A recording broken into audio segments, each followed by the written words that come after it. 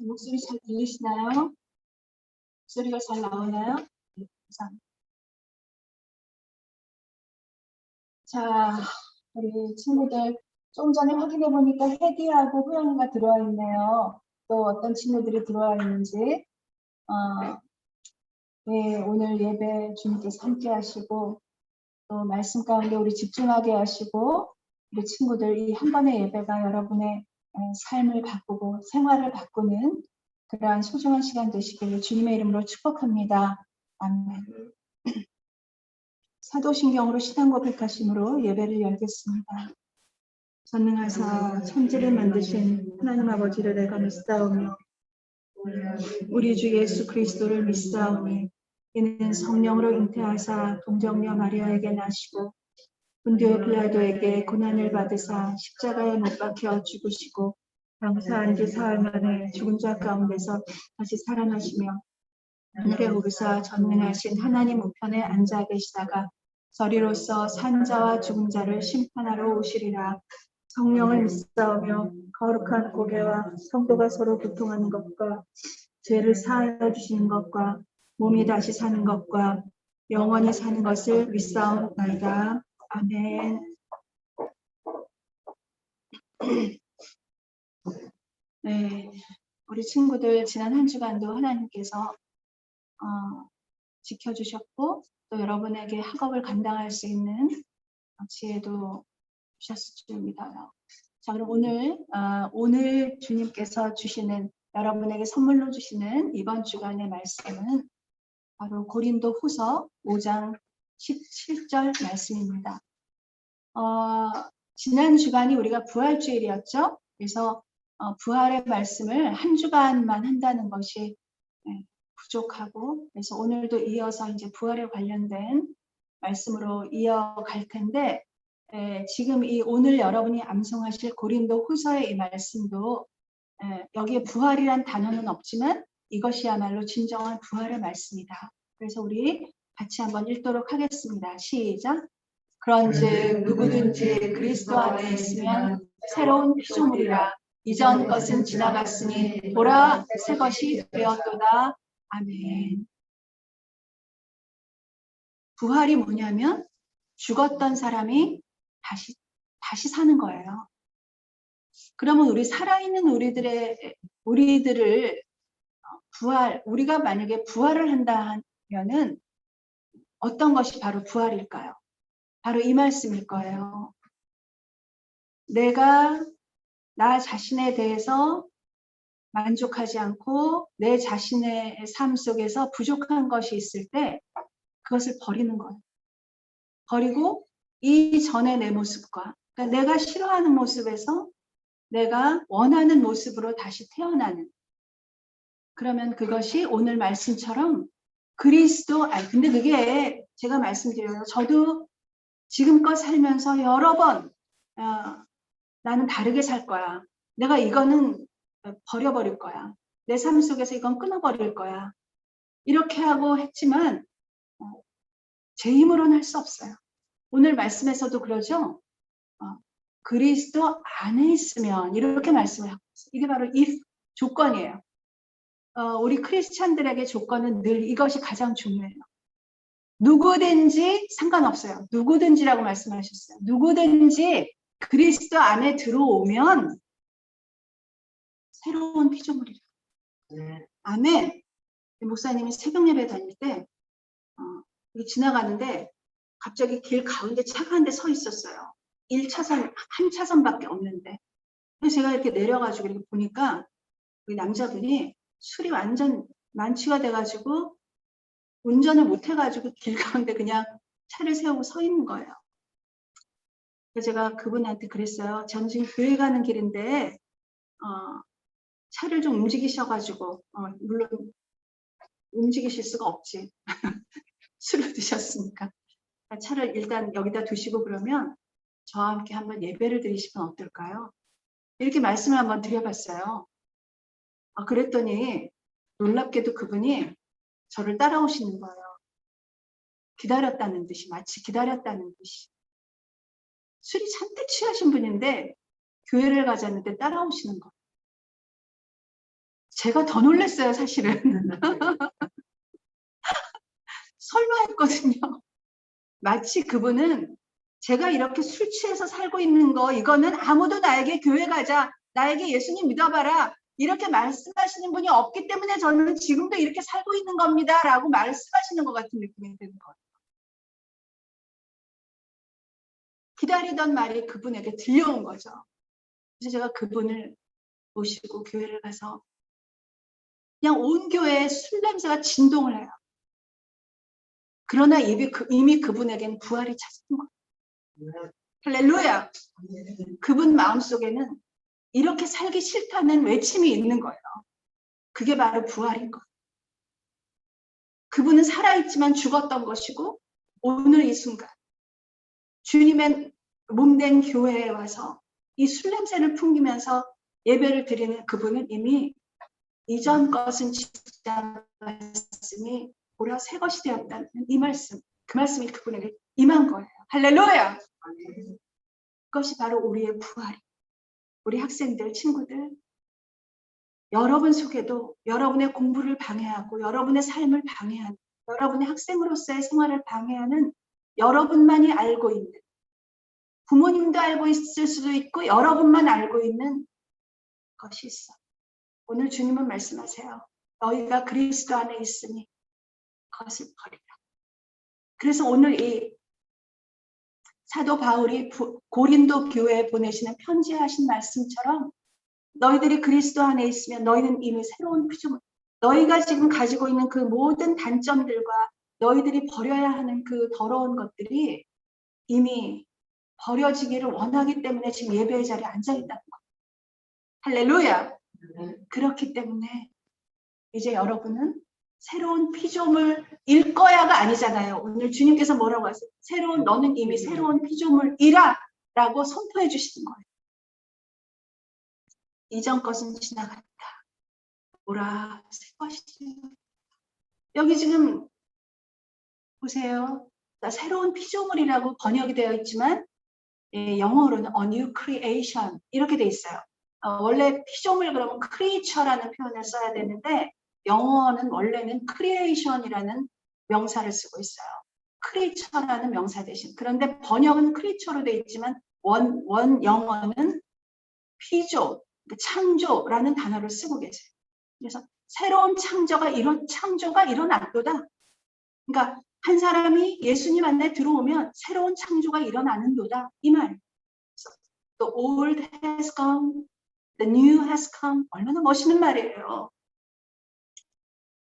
지금 영어에는 보라가 없는데 우리 번역하실 때 또 보라를 넣었어요. 저는 이 번역이 좋고. 보라, 너희들 와서 한번 봐라. 오늘 이 예배 드리는 호영이, 혜기네가 아까 두 사람의 이름만 지금 봤는데 지금은 더 들어와 있을 거예요. 제가 확인을 할 수 없지만. 자, 보라! 전에 호영이랑 지금 호영이 너무 다르다. 새 것이 되었다. 전에 혜기 아니다. 새 혜기다. 여기 있는 친구들. 주님 안에 있어요. 오늘 예배 속에 여러분이 계세요. 여러분이 이제 부활의 사람, 이제 거듭날. 그날만 이제 그 시간만 기다리면 되는 거.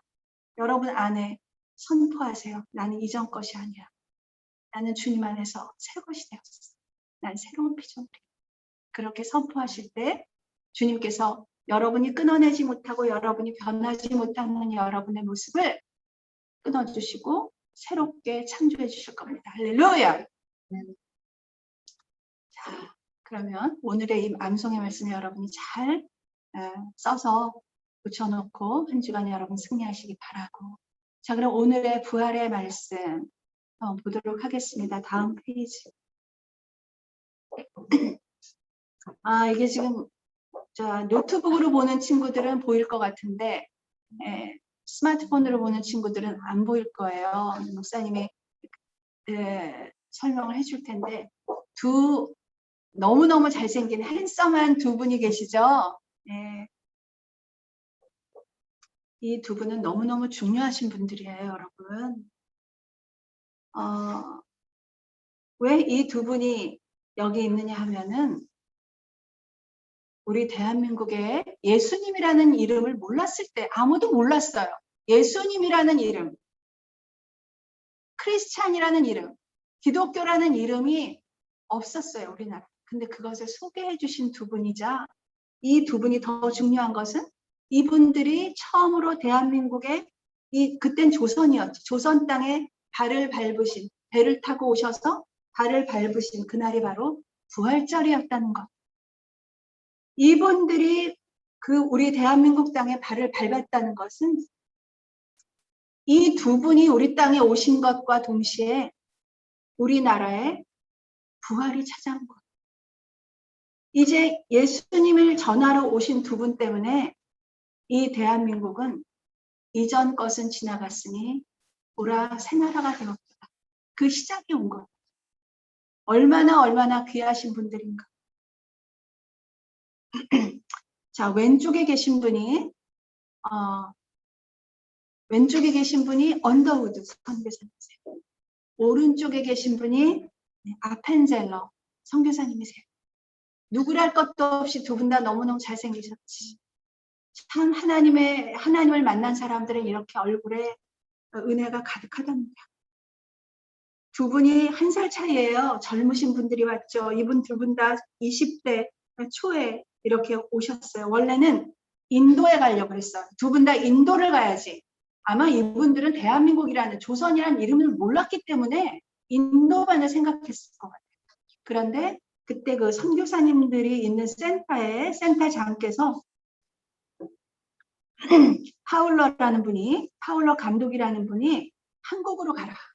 이렇게 이 두 분에게 말씀을 하셨어요. 파송을 하신 거죠.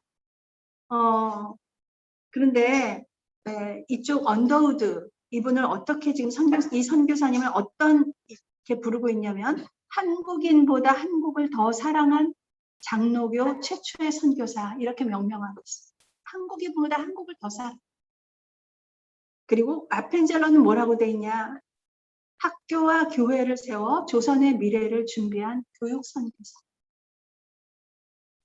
그래서 이 언더우드, 왼쪽에 계신 언더우드 이 목사님은 원래 선교를 위해서 1년 동안 의학 공부까지 하고 오셨어요.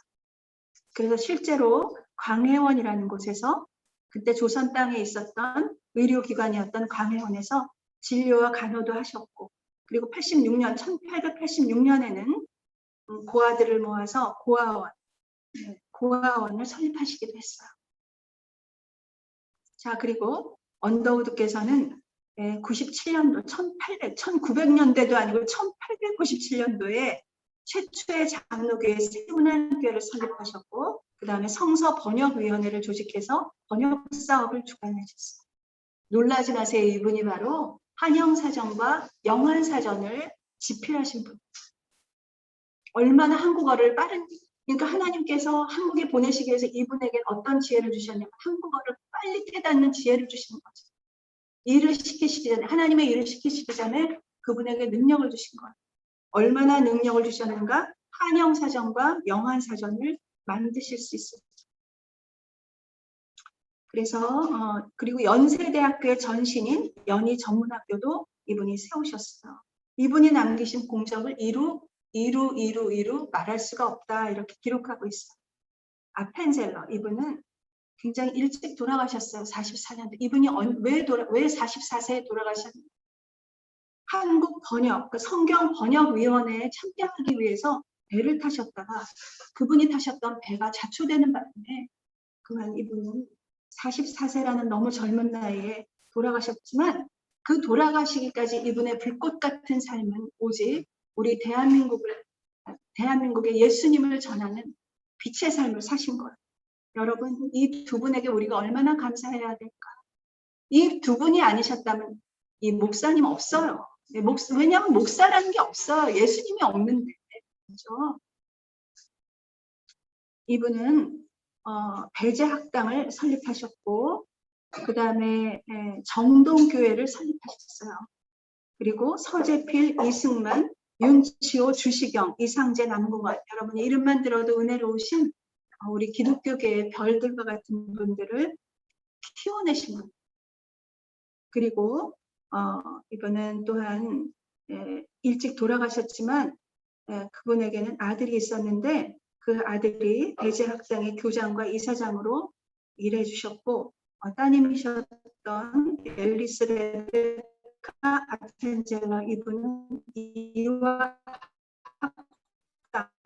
이분이 이화여대 전신이었던 이화여전의 초대 교장. 정말 이 두 분은 그냥 대표자로서 이름이 있는 거고 그때 우리나라에 오셨던 수많은 선교사 그분들은 자기의 나라를 버리고 우리나라를 제2의 나라로 그리고 오직 예수님의 이름을 전하시기 위해서 오셨고 이분들이 계셨기에 우리는 구원을 받았고 그리고 우리에게는 영원한 부활을 선물로 받게 된 것.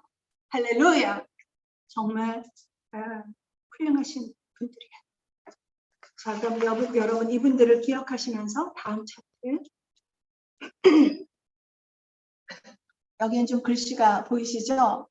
자, 이때 뭐라 그랬어요? 1884년 이분들이 오신 그때 조선의 정세가 매우 불안했다고 했어요. 황무지였다고 해서 오신 거예요. 자, 이거 보세요. 이렇게 쓰셨잖아요. 인천 제물포항에 그 두 분이 도착하는 그 순간은 단순한 입항이 아니라 처음으로 복음이 들어오는 감격의 순간이다. 어머니 그 다음 페이지에 그 다음 페이지에 있습니다. 그 다음 그 페이지에 있어요. 네. 자, 이분들이 오신 날은 처음으로 대한민국의 조선 땅에 복음이 들어오는 순간이고, 자, 이분들이 부활절에 오셨고, 이 황무지에 소망의 빛이 비치는 순간이었던 거예요. 자, 아펜젤러 선교사님은 이렇게 말했어요. 우리는 부활절에 이곳에 왔다. 그날 이 조선 땅에 사망의 철창을 쳐부수고 부활하신 주님께서 조선의 결박을 끊어주시고 하나님의 자녀로 빛과 자유의 세계로 인도해 주시기를 기도했다. 이렇게 그분의 기도가 지금 우리 이 분당 땅, 이 임마누엘 교회까지 이렇게 임해서 우리가 같이 이렇게 예배를 드리고 있는 거예요. 다음 페이지. 자, 우리 부활절에 관련된 유래에 대해서 여러 가지 유래가 있는데 그 중에 왜 부활절에는 계란을 먹나, 삶은 계란을 왜 먹나, 우리가 요즘 이제 코로나고 이래서 그 달걀을 준비하지 못하지만 늘 이 부활절에는 계란을 이렇게 삶아서 먹는 그러한 게 있었어요. 계란이 의미하는 건 뭐예요, 여러분? 계란이 우리는 삶아서 먹지만 그 닭이 이렇게 품고 있는 이 계란은 어때요? 어느 시기가 되면은 탁 깨지면서 거기서 병아리가 나오는 거잖아요. 그게 마치 우리가 부활하는 것과 같다.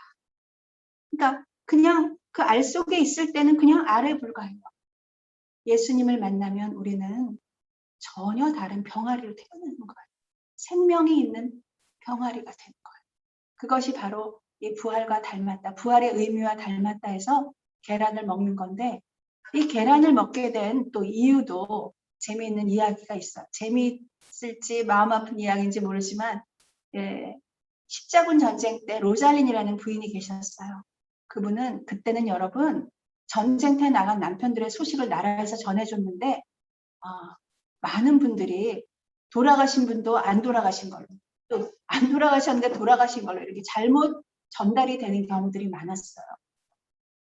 이 부인도 남편분이 돌아가셨다는 이 정보를 받고 너무나 슬픈 날을 보내고 있는데 그 틈을 타서 나쁜 사람들이 이 여인의 재산도 가로채고 그 로잘린 이분을 마을에서 쫓아내버렸어요. 그래서 이분이 이제 여기저기 다니다가 조그만 마을에 이제 도착을 했어요. 그러니까 여러분 있잖아요. 우리 삶의 재산이 이 여인에게는 얼마나 큰 슬픔일까요? 남편도 돌아가셨죠. 1번. 2번으로는 그 재산을 누군가가 뺏어갔어요. 3번. 그리고 자기가 살던 고향에서 살 수 없게 됐어요. 이렇게 어려움이 한꺼번에 찾아왔어요. 근데 여러분, 우리가 주님을 믿는 우리에게도 이런 어려움들이 찾아와요. 이분이 지금 틀림없이 크리스찬이시거든요. 이제 이야기를 여러분이 끝까지 듣다 보면 알겠지만 크리스찬이신데 이런 어려움이 찾아오면 우리는 불평할 수 있어요. 어떻게 나에게 이런 일이 벌어질까? 하나님이 계시다면 어떻게 이럴 수 있을까? 그러나 우리 이 이야기에서의 로살린 부인에게 일어난 이야기를 우리가 본다면 우리에게 일어나는 모든 슬픈 일이나 힘든 일들은 하나님이 이렇게 하시려고 이런 일이 일어났구나. 그러니까 미리 감사하는 거예요. 우리는. 어려운 일을 만났을 때 우리 친구들 불평하지 말고 기도하세요. 할렐루야. 어떻게 기도하냐면 하나님, 저에게 이런 어려움이 찾아왔습니다. 그러나 저는 믿습니다. 이 어려움 가운데 하나님의 크신 뜻이 계신 것을 믿습니다. 이 어려움이 축복으로 바뀔 줄을 믿습니다. 이렇게 우리 속에는 그러한 믿음이 있어요. 자, 그런데 이 부인이 이제 조그만 마을로 쫓겨나서 그곳에서 부활절이 왔어요. 부활절에 이 여인이 그 어린아이들에게 사랑의 마음으로 선물을 준비했는데 그게 바로 계란이었어요. 그러면서 그 계란을 다 삶아서 거기다가 글을 썼어요. 그 뭐라고 썼는가 하면 네 이웃을 네 몸과 같이 사랑하라. 이게 바로 성경의 말씀이죠.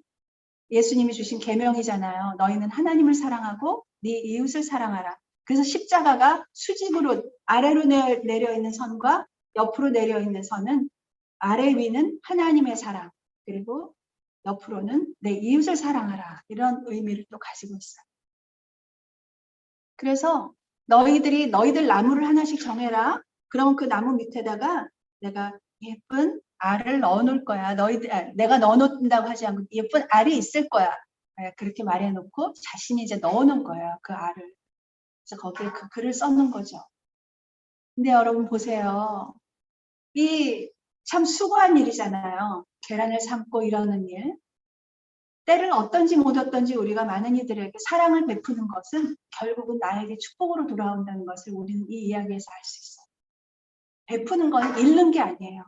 베푸는 건 더 큰 축복을 받기 위한 시작인 거예요.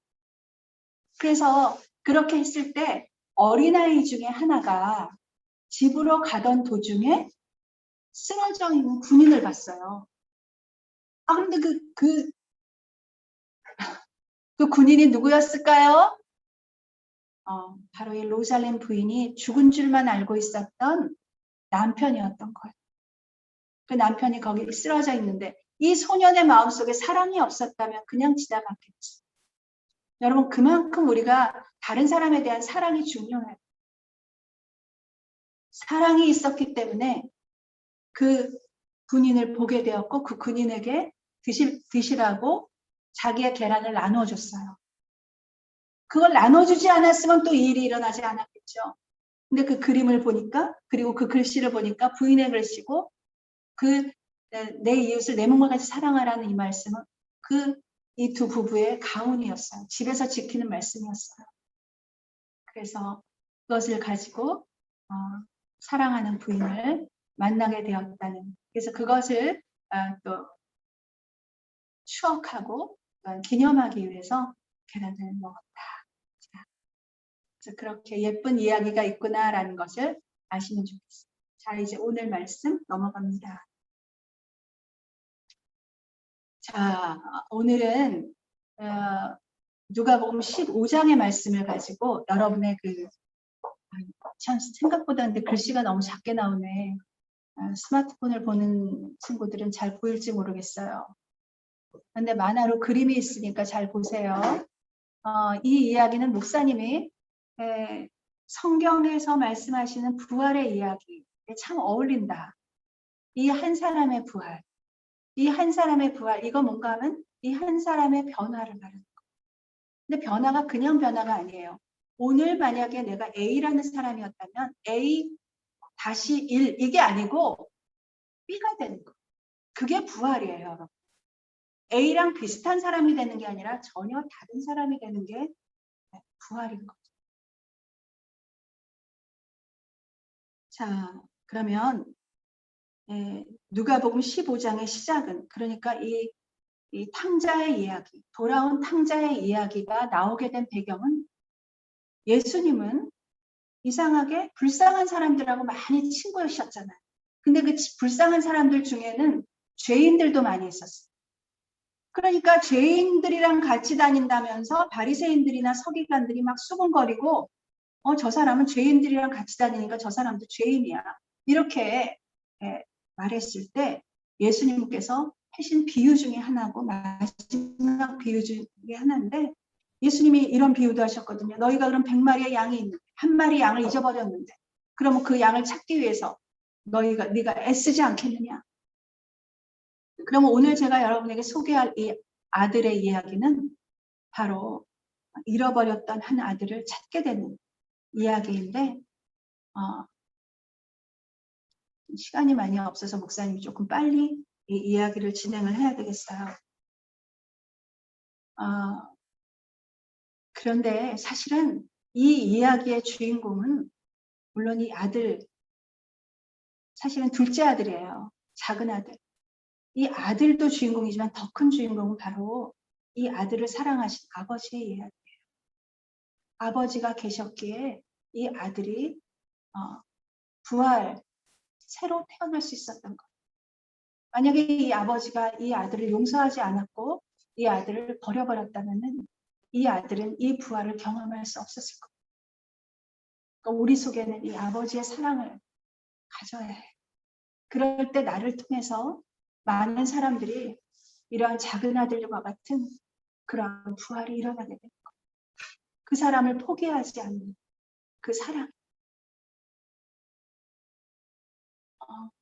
어느 집에 아들 둘이 있었어요. 둘째 아들이 철이 없었어요. 이 둘째 아들이 나는 왜 이 집에서 살고 있나? 나 아버지랑 살면 나한테 돈을 많이 남겨줄 텐데 그때 가서 돈을 받느니 지금 받아야지, 이러면서 이 둘째 아들이 아버지한테 아버지 나중에 주실 유산 지금 다 주세요.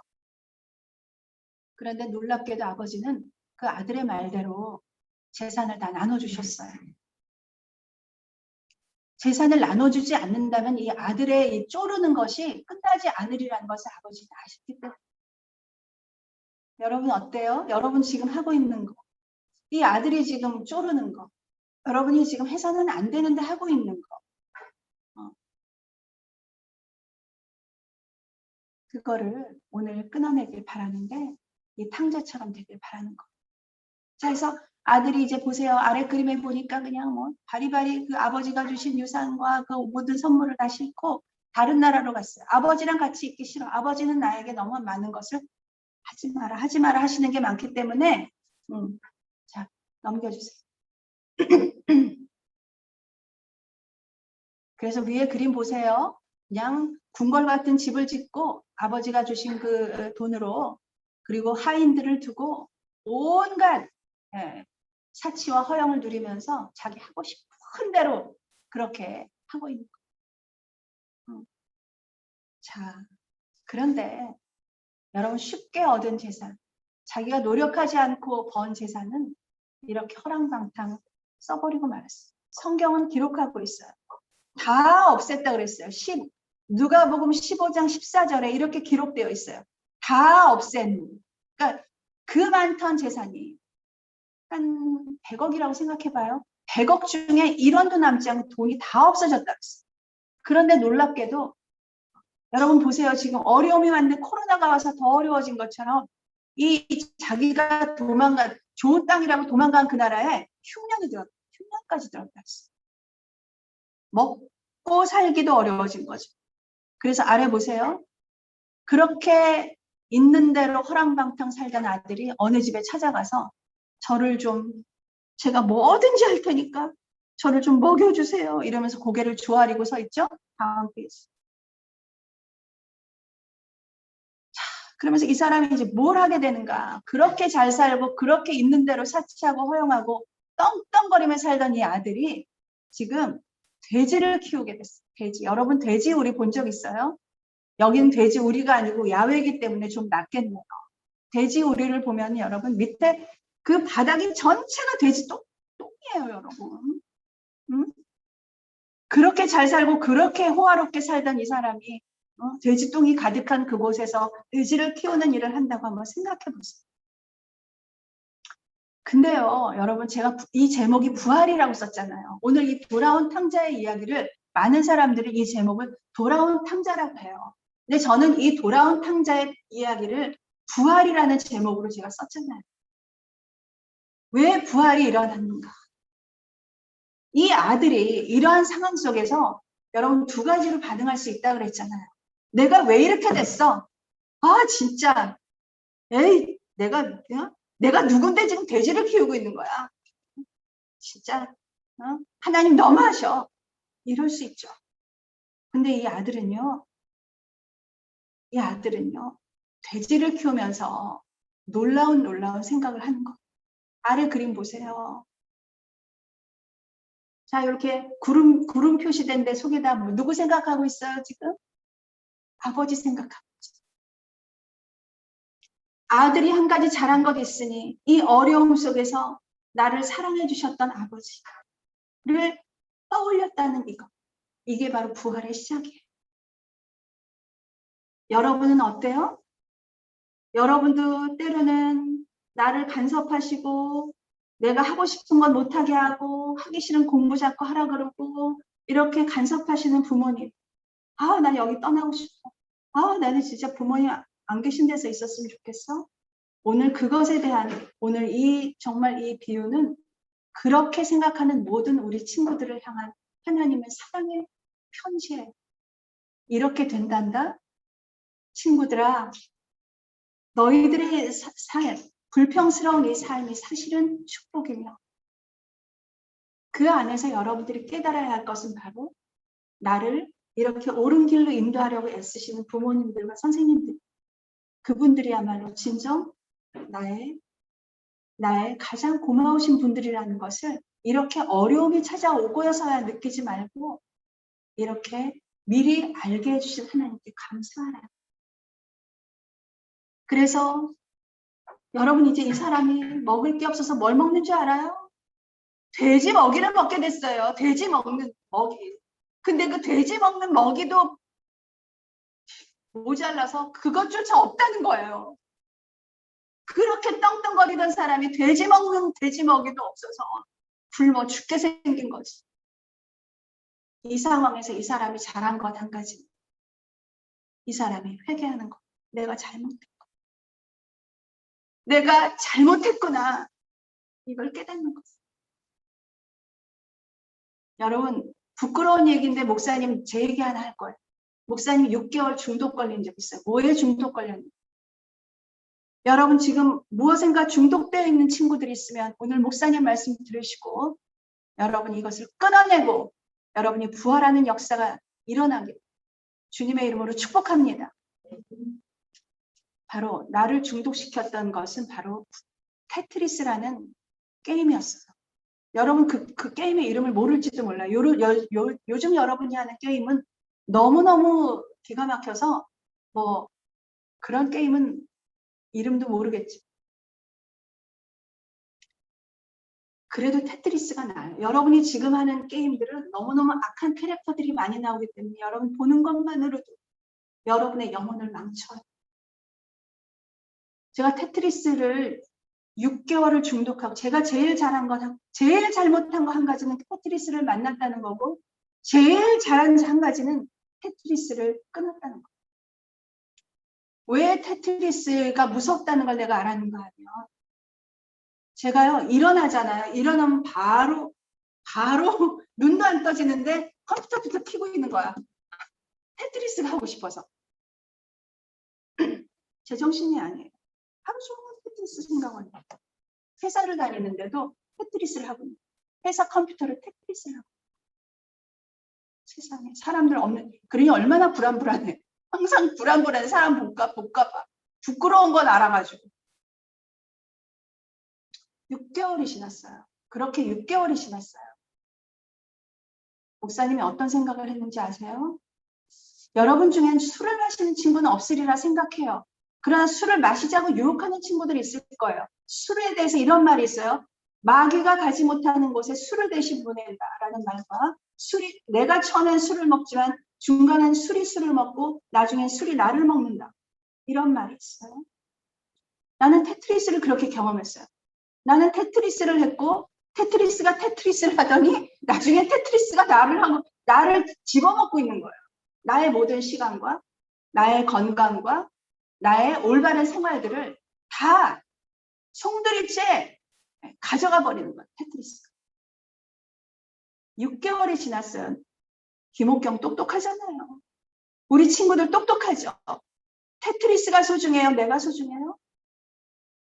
그거가 여러분의 지금 얼마나 여러분을 좀먹고 있다는 걸 여러분 알고 있죠? 나는 그걸 6개월 만에 깨달았어요. 이것이 나의 시간을 좀먹는구나. 나의 시간을 다 가져가는구나. 테트리스가. 두 번째, 이 테트리스가 나의 눈을 지금 좀먹고 있구나. 눈이 너무 피곤해. 막 나중에 막 눈이 어른어른거려. 나의 좋던 자세를 좀먹고 있구나. 내가 막 이걸 하느라고 막 그냥 허리랑 어깨랑 막 이상해지는 거예요. 깨달았어요. 여러분 깨닫고 있으면서도 못 끊죠? 목사님 따라서 해보세요. 그래서 목사님은 6개월 만에 딱 끊었어요. 벌써 몇십 년 전이에요. 단 한 번도 하지 않았어요. 그 이후에. 어려울 수 있어요. 여러분 지금 생각나는 거 있죠? 오늘 끊어버리세요. 그것이 바로 부활이기 때문에. 차츰차츰 끊지 말고 딱 끊어버리세요. 그래서 주님이 기뻐하시는 나의 모습, 주님이 사랑하시는 나의 모습, 주님이 나를 창조하셨을 때 그 모습으로 돌아가셔서 여러분이 이 탕자가 돌아왔을 때, 자 다음 차트 어떤 일이 일어났을까요? 그가 눈물 흘리면서 아버지를 생각하고 있었고 아버지는 어떠셨을까요? 여러분 아버지는요 아들이 떠난 그날부터 매일매일 집 앞에 서셔서 아들이 돌아오기만을 기다리셨다는 거예요. 할렐루야. 그게 하나님이세요 여러분. 하나님께서 부모님의 마음도 마찬가지예요. 하나님께서 돌아오기를 기다려요. 제가 어떤 드라마에서도 봤어요. 딸이 집을 나갔는데 그날부터 그 엄마가 문을 안 잠궈. 대문 항상 열어. 언제 딸이 올지 모르니까. 여러분 그 다음 차트. 자 그러면 그렇게 나의 그것을 다 끊어버리고 물론 이 사람은 어려움이 찾아와서 끊어버릴 수밖에 없게 되었지만은 그가 잘한 것은 아버지께로 나를 아버지 용서하소서 나를 품꾼으로 써주소서 라고 낮아지고 겸손해지고 그가 변했을 때 이 아버지는 기다리셨던 아버지 기다리시는 모습이 아래쪽에 위에는 껴안아 주시는 나를 야단칠 줄 알았는데 아버지가 나를 껴안아 주시는 그게 하나님의 사랑. 다음 차. 그래서 야 내 아들이 왔다. 내 아들에게 가락지를 끼워라. 새 옷을 입혀라. 가장 좋은 송아지를 굽자. 야, 그렇게 하면서 이 아들을 기뻐하시는 아버지. 여러분 오늘 여러분이 원하는 내 모습 부활하고 싶은 내 모습 보라 새 것이 되었도다. 그 모습으로 변하는 것을 자랑하세요 여러분. 내가 하나님 저 이렇게 변했습니다. 오늘 이 한 번의 설교를 통해서 나는 이렇게 끊어낼 수 있었습니다. 나는 하나님 앞에 바로 섰습니다. 나는 부모님 앞에 칭찬받는 아들이 되었습니다. 나는 친구들에게 놀라게 해주는 친구가 되었습니다. 할렐루야! 그러한 놀라운 일들이 그래서 여러분의 변화가 여러분의 가정의 변화로 찾아오고 여러분 가정의 변화가 모든 가정으로 그리고 모든 학교의 친구들에게로 그리고 우리 교회의 모든 분들에게로 이 부활의 아름다운 역사들이 이어져 가기를 주님의 이름으로 축복합니다. 기도하겠습니다. 하나님 감사합니다. 오늘 이 탕자가 하나님의 이 크신 사랑, 이 아버지의 크신 사랑, 용서를 받은 후 그가 또다시 돌이켜서 또 허랑방탕했다고 성경은 기록하고 있지 않습니다. 그는 너무나 힘든 시간을 보냈기에 얼마나 자기의 지금의 삶이 귀한 것을 알았기에 주님 그는 전혀 새로운 사람으로 거듭났습니다. 아버지, 이것이야말로 우리 살아있는 자들의, 하나님을 아는 사람들의, 예수님을 사랑하는 자들의 부활이 아니겠습니까? 하나님, 오늘 이 말씀을 전하는 것은 우리 친구들, 우리 중고등부에 사랑하는 친구들, 우리 사랑하는 친구들이